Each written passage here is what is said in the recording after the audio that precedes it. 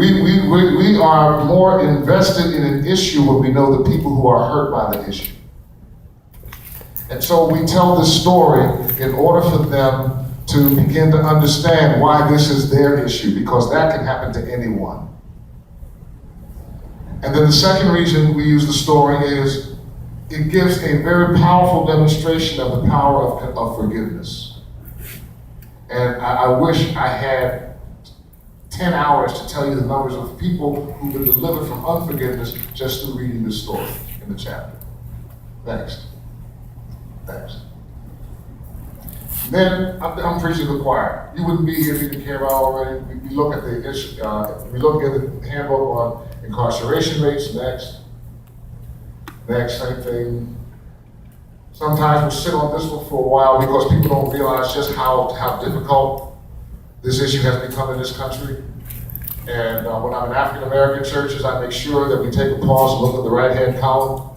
And then what we do is we talk to them about the fact that, you know, some churches don't know the difference between a prison and a jail. We have a prison ministry, where we go? County jail. No, we're not a jail ministry. Because jails and prisons aren't the same. And one of the reasons we make this point is that when they see this figure on the right, black males 1 in 9 between the ages of 20 and 34 are in prison, they don't realize that this is a state and prison number. That if I were to add jail, probation, and parole, the number on the right goes from 1 in 9 to 1 in 3.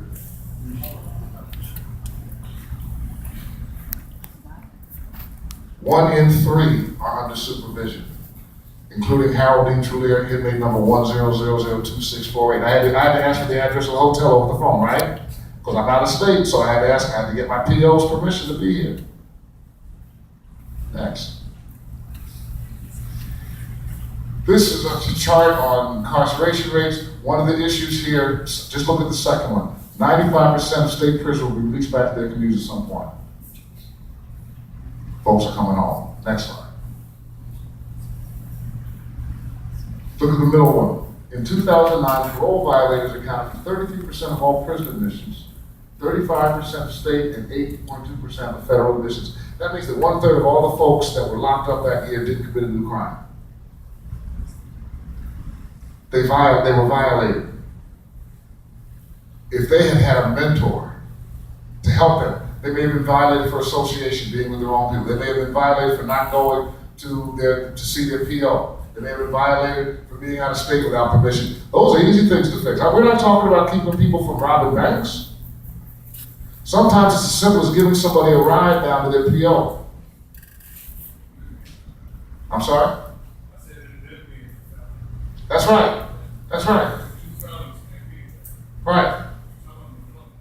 But if you're a church person and you put yourself into this with your family, then you're in a position to do that walk. Because if they really want you bad enough, they'll come to your family reunion. There's 2 cousins and fellows, they can violate both of them. Next. We tend to think of this as a men's issue. It's not. The population of female prisoners has grown by 800% since 1977.